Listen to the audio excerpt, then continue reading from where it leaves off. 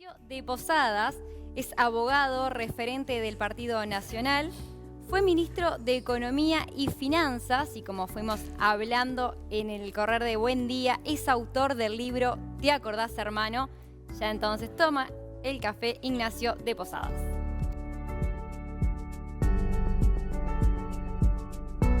Muy bien, gracias por venir, doctor. Mucho gusto. ¿Todo bien? Todo bien. ¿La vocación cuál es? ¿La abogacía? ¿La política? ¿Los cargos de gobierno? Yo qué sé, hay gente que tiene vocaciones muy marcadas. Tipo Perdón, ¿la fe también? Sí, esos también. Que me sorprendió Son eso, debo caminos paralelos. si debo se confesar. quieren. Pero a ver, hay gente que tiene que ser músico, que tiene una cosa interior que no puede ser otra cosa. No es mi caso. Yo tengo afinidad, sí, para algunas cosas, pero... Pero bueno, la abogacía, Sí, la cosa pública. La cosa pública es como un deber. Capaz que es una cultura que desgraciadamente ha ido aflojando en el Uruguay, pero para nosotros era como algo esperado, ¿no? Algo debido, algo que mi padre lo hizo. Nosotros somos 5 hermanos varones, prácticamente de una manera u otra todos lo hemos hecho. No sé, era como una especie de obligación, si se quiere. Los de mi generación siempre lo vimos como un bicho político, ¿no? Somos hijos de la época de la dictadura y bueno, siempre lo vimos así. Y le debo confesar que a mí me llamó la atención el tema de la fe, la cercanía con la posibilidad de ser sacerdote. Además, uno de sus hermanos lo fue también. Sí. Entonces, Juan Martín Posadas.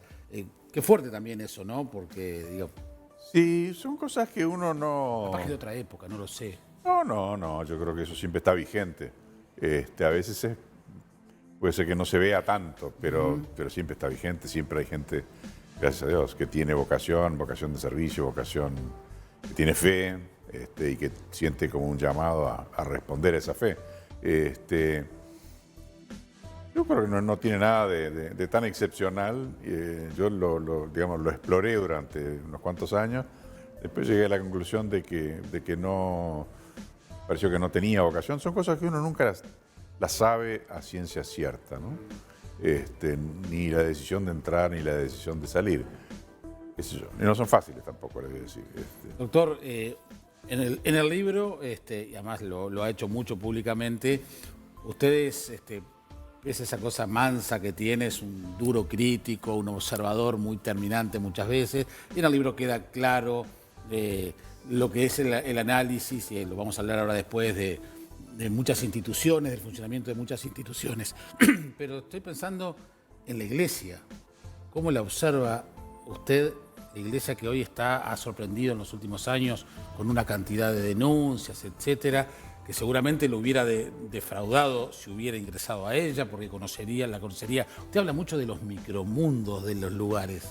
Sí, a ver, por supuesto que es una realidad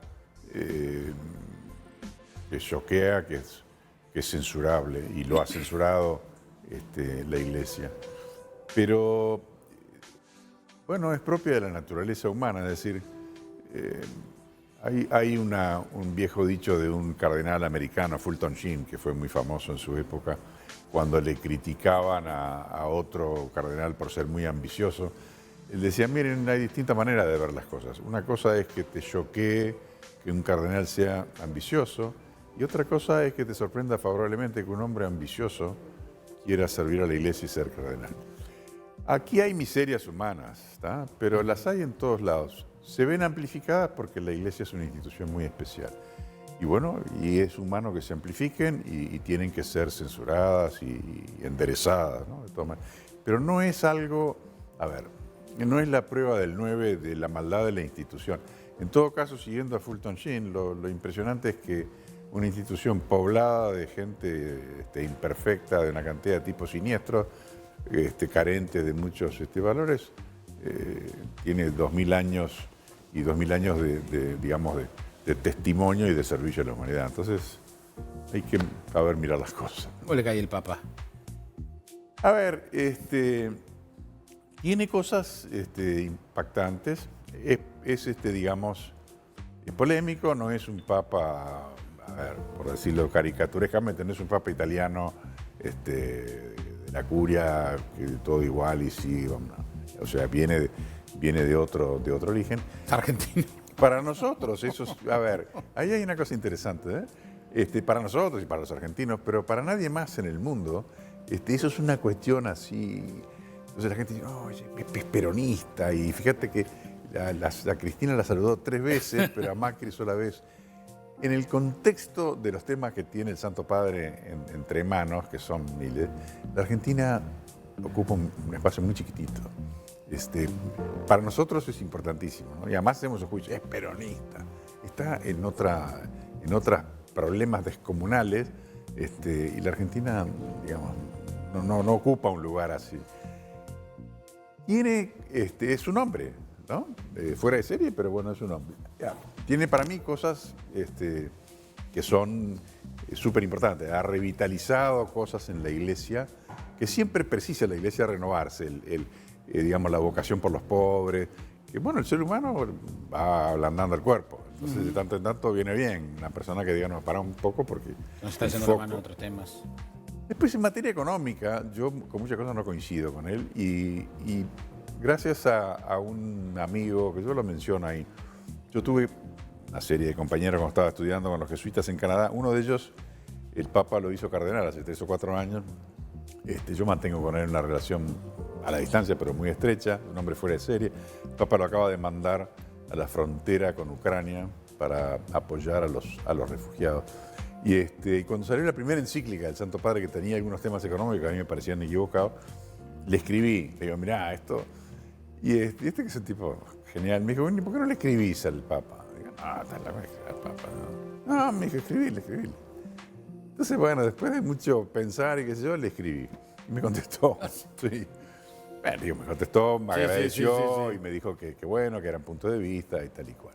Él tiene, digamos, nadie se transforma, nadie puede tirar toda su formación porque lo nombren papa, presidente o lo que sea. Él tiene sus raíces y en esas raíces tiene una visión económica, que es una visión bastante, a mi juicio que es equivocada, pero es bastante extendida. Es un poco esa visión de que la suma da 0. Entonces, si usted es rico, es porque yo soy pobre. Y eso es una cosa que es dificilísimo de sacarle la cabeza a la gente, ¿no? No, usted puede ser rico porque hizo cosas bien, porque tuvo suerte, porque heredó. Y yo soy pobre de repente porque tuve mala suerte y hice las cosas mal. Pero no es que lo que yo no tengo es lo que tiene usted. Claro. Un poco el Santo Padre tiene esa idea, ¿no? Lo que pasa es que si en una isla, para la estadística, si estamos usted y yo y usted tiene un pollo y yo no tengo nada, para la estadística, cada uno tiene medio pollo y yo estoy muerto de hambre. Pero en la realidad económica del mundo no es así, ¿no? Lo mismo que la tesis de que si Bill Gates tiene no sé cuántos miles de millones, hay no sé cuántos miles de millones en África que se mueren de hambre. No es así. No tiene nada que ver una cosa con la otra. No hay una suma 0. Ignacio, ¿lo defraudó la política, su paso por la política? No, a ver, no.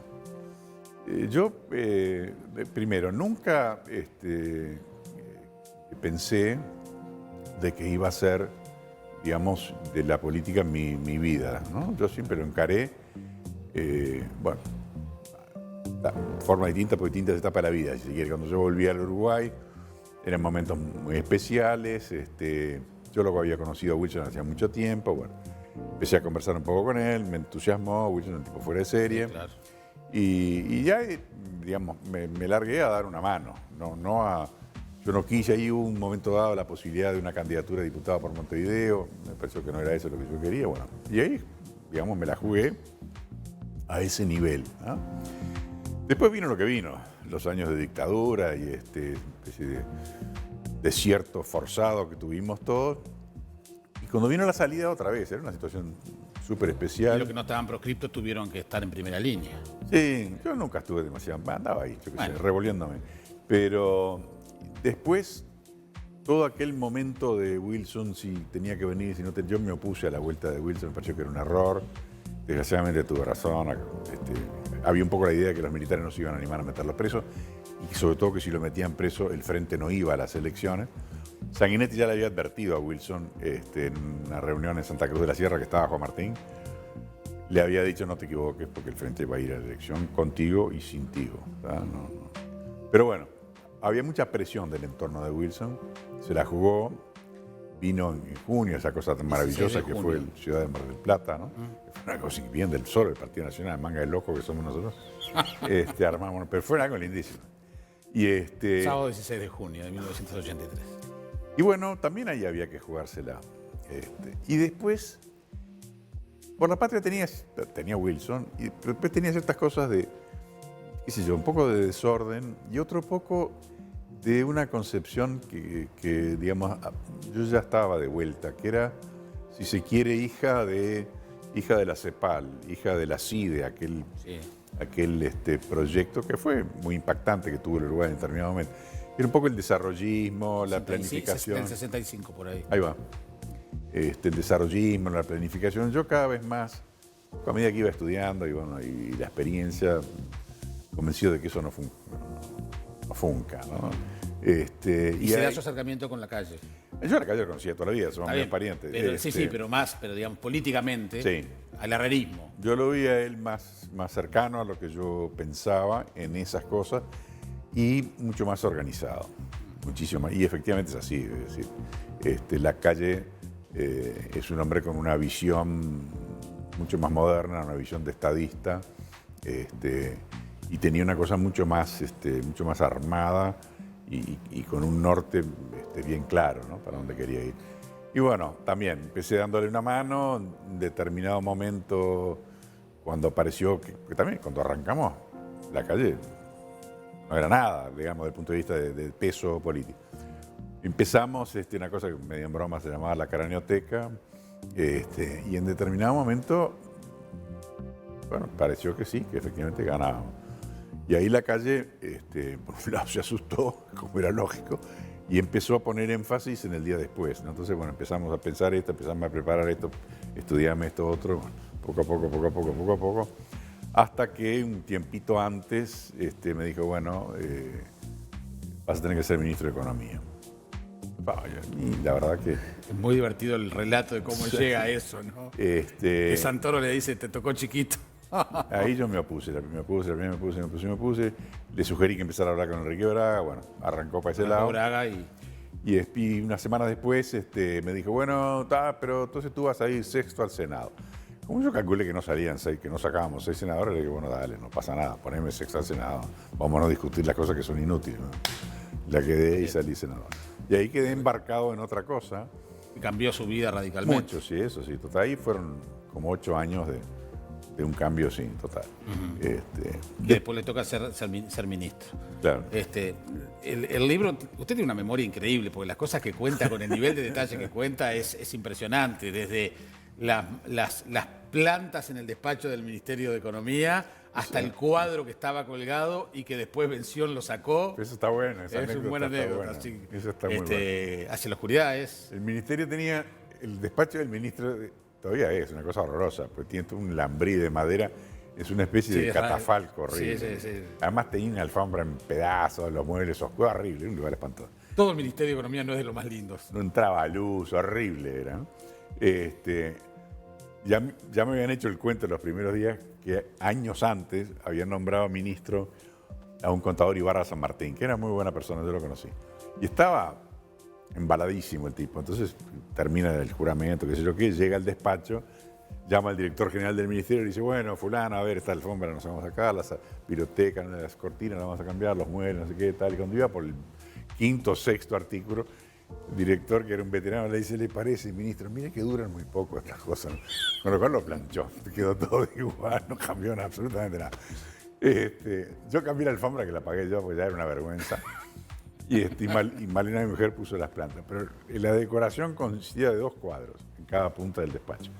Uno atrás del escritorio, que eran esas fotos de Artigas, que está mirando con cara de mal, así. Era bastante deprimente, ¿no? Porque daba vuelta y ese tipo me está diciendo, ¿qué haces acá? Y el otro, que yo ni me había dado cuenta, yo tenía una cantidad de problemas horribles, yo la verdad que tenía un julepe espantoso. Pero un día venía caminando de un lado para otro, pensando, y en eso enfrento el cuadro que estaba del otro lado, que eran unas carabelas en un mar embravecido, no sé qué, tal. Entonces miro abajo y una chapa no sé, decía rumbo a lo desconocido. Y dije, el tipo que lo puso ahí tenía un sentido del humor fantástico. Y ahí quedó. Luis Mosca lo hizo limpiar porque no se veía nada. Y la primera vez que lo fui a ver a Alberto Anción, me di cuenta que lo había sacado. Es mufa poner el libro. Y sí, digo, Alberto, ¿qué hiciste? No, que no sé qué, tal, puse otra cosa. Yo me callé la boca, no dije nada, pero no, te equivocaste. Es mufa. Bueno, capaz que Arbeleche volvió a ponerlo. Lito Alfio cuando... ¿Sí? Claro, en medio de toda la tormenta, cuando lo primero que hizo Lito cuando entró fue a sacar el cuadro, no sé dónde estaba y lo volvió a poner. Ya que menciona a Alfie, bueno, es muy jugosa toda la anécdota, no, en realidad todo el relato de la crisis del 2002.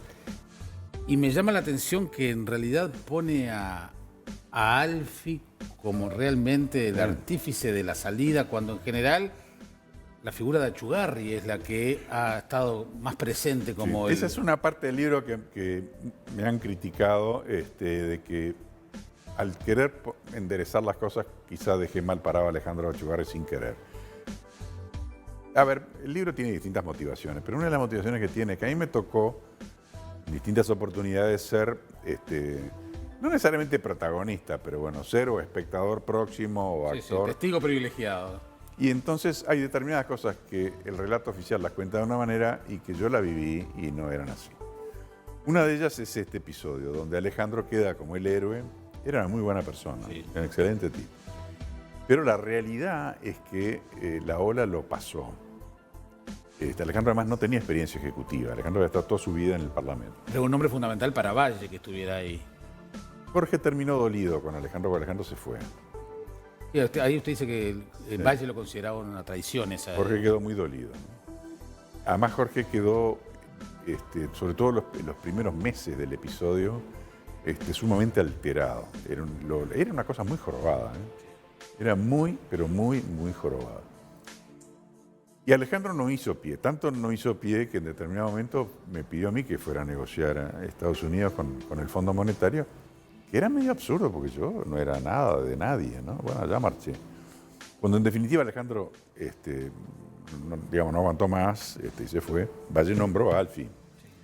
Y nombró, yo no sé si fue al mismo tiempo, a Julio de Brum, presidente del Central. Y ellos, no solo ellos dos, pero ellos fueron cruciales en, primero, en hacer pata ancha en la posición del Uruguay, y en eso Jorge fue muy importante, de que jamás iba a tolerar un default. Ahí había una presión muy grande del Fondo Monetario, de la directora, que no me puedo acordar cómo se llamaba en este momento, y del que se llamaba el encargado del hemisferio occidental, que era un chileno, para que el Uruguay hiciera un default. Ellos además querían estudiar un default controlado, una cosa horrible para nosotros, ¿no? Y había presión de algunos dirigentes del Frente Amplio, entre ellos Tabaré Vázquez, no Astori, pero sí Tabaré Vázquez. En eso Jorge se mantuvo y los que realmente empujaron con mucha fuerza fueron acá en Uruguay, Alfie de Brum, en Estados Unidos Carlos Stenery, y ahí coincidió algunos, gente que ayudó enormemente de afuera, entre ellos el que era en ese momento President Chairman, como le llaman, de la Reserva Federal de Nueva York, Bill McDonald, que había vivido en el Uruguay de joven, había sido funcionario del Departamento de Estado, conocía el Uruguay, había hecho amigos acá, y cuando le pedí que diera una mano, se la jugó, tenía mucha fuerza, es el segundo después del presidente de la Reserva Federal. Ayudó enormemente. Doctor, no tenemos mucho tiempo, pero otra cosa que ya había quedado en evidencia seguramente en la famosa película, en el documental de Marcos, políticamente no le cae nada simpático a Sanguinetti, ¿no? Él ahora está en otra etapa de su vida, ¿no? Yo lo que, yo creo que él no actuó bien en algunos episodios importantes. Yo creo que no actuó bien con Wilson, creo que no fue reconocido y agradecido por el sacrificio que le significó a Wilson empujar la ley de caducidad. Wilson sufrió enormemente por eso, porque además se le pusieron en contra algunas personas muy próximas a él. Me consta, Juan Martín, mi hermano, fue uno de ellos. Todas esas cosas le dolieron a Wilson muchísimo. Y Wilson fue el que sacó, el Partido Nacional, sacó las castañas del fuego de una situación muy jorobada. Y Sanguinetti no fue reconocido en eso. Yo creo que ahí estuvo mal. Y en la otra cosa que estuvo mal, muy mal, fue en su actitud frente al gobierno del país, que en ese momento detentaba la calle, ¿no? Donde él hizo todas las zancadillas habidas y por haber, retació apoyo y terminó subiéndose al carro en el referéndum, haciéndole un daño muy grande. O sea, en esos dos eso estuvo muy mal. ¿Cómo ve a Luis Lacalle Pou, a quien conoció de Potrillo? Muy bien, la verdad. Yo creo que ha sorprendido a todo el mundo, para bien, ¿no? Creo que ha mostrado liderazgo. ¿Estaba de chico así? Yo no tengo ese recuerdo. Tampoco, digamos, yo convivía tanto con él, ¿no? Pero bueno, tuvo sus etapas típicas de adolescente, de rebelde. Pero es increíble. Ha resultado ser un operador político de primerísima. Doctor, le agradezco mucho que nos haya visitado. Encantado. El libro se llama ¿Te acordás, hermano? Y yo insisto, la memoria que tiene y además el tono con el que cuenta las cosas lo hace un libro por momentos muy divertido y son historias para muchos muy recientes, entonces también eso tiene un sabor interesante. Gracias. Le agradezco, hablamos pronto, doctor. Muchísimas gracias. Hacemos la pausa aquí en Buen Día.